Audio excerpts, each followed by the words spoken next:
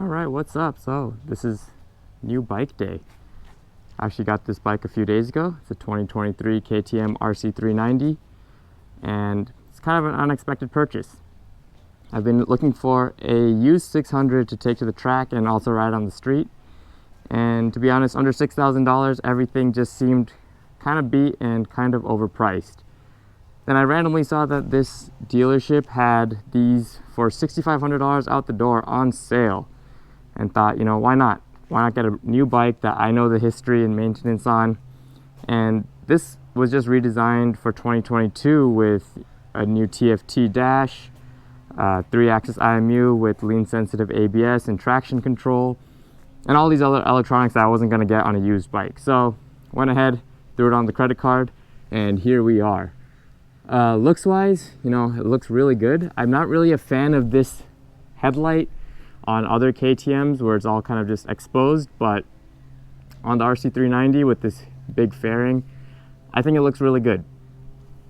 But yeah, other than that, I actually haven't even ridden this yet. I haven't turned it on, so my first start and first ride is actually going to be what you see here. So enough talking, let's get this on the road.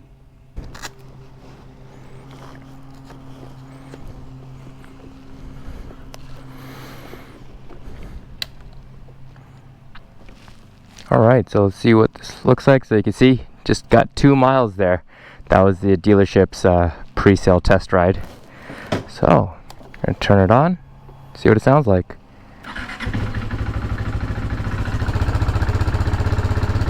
Hopefully you can hear that. Pretty quiet, honestly. Alright, see what this gauge is.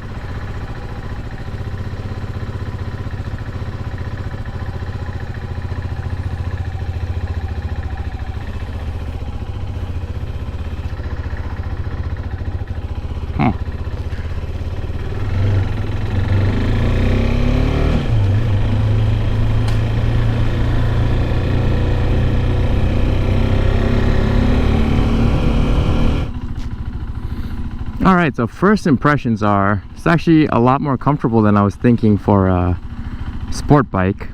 It's probably not as aggressive as something like an R6, but there's actually a lot of room for my legs. For reference, I am 6'3" with a 36-inch inseam, so I have very long legs. But, you know, these pegs are actually pretty low. And that is something that I saw in some reviews saying that, you know, on track, they were scraping pegs a lot because they were pretty low, so it makes sense, but it's very comfortable, so I'm pretty happy with that. And can always just change to aftermarket rear sets in the future anyway. Other than that, you know, all the controls feel pretty nice. Try and hit the highway here and see what that's like though.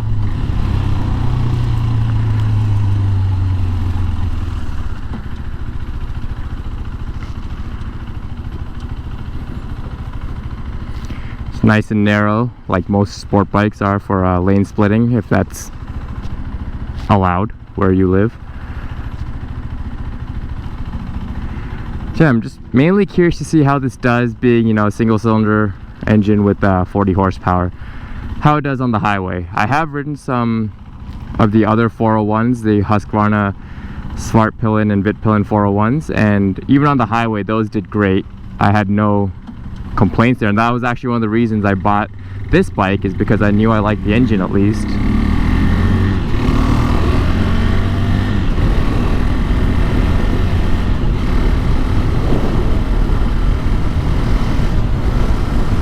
Just short shifting it to keep it below 6,000, 6,500.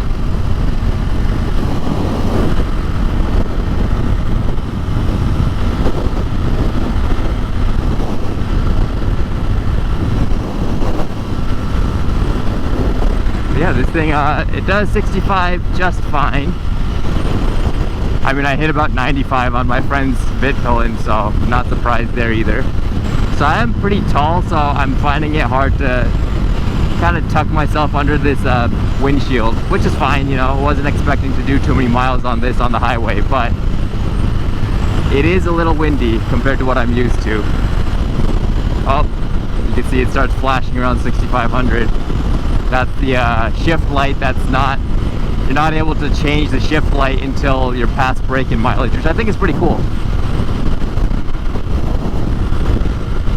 My other bike doesn't even have a shift light or a gear indicator, so this is very high tech to me. I really, really love the TFT dash.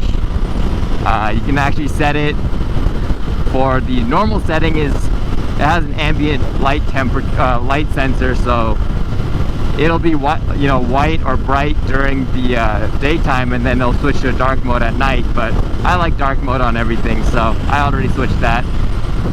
For being a single cylinder engine, I mean, this is just very smooth. I really, really like this engine. My only other single ownership experience has been a DRZ 400 SM, and that's more like a tractor. No idea how reliable this engine would be, but man, it is smooth.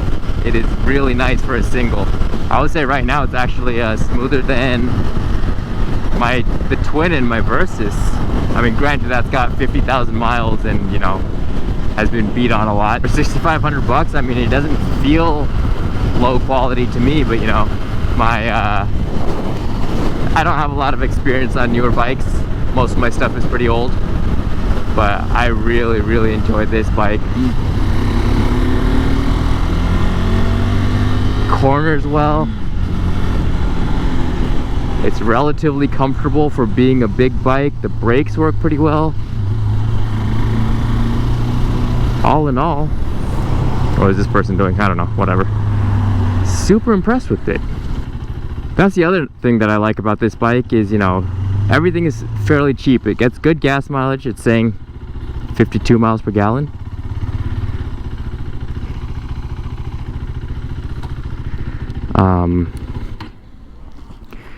My insurance is dirt cheap. It's about, I think, 170 bucks a year. You know, you're not getting that with the 600. Granted, I have been riding for a fairly long time and I have other motorcycles, but you know, that's really cheap. Tires are cheap, a little cheaper than the big bikes. So yeah, overall, super impressed with this bike. I will be adding a few extra parts to it, mainly, you know, frame sliders, axle sliders. I might do something with the exhaust later on, so hopefully I'll make some videos of that. So stay tuned for all that. But anyway, thanks for watching.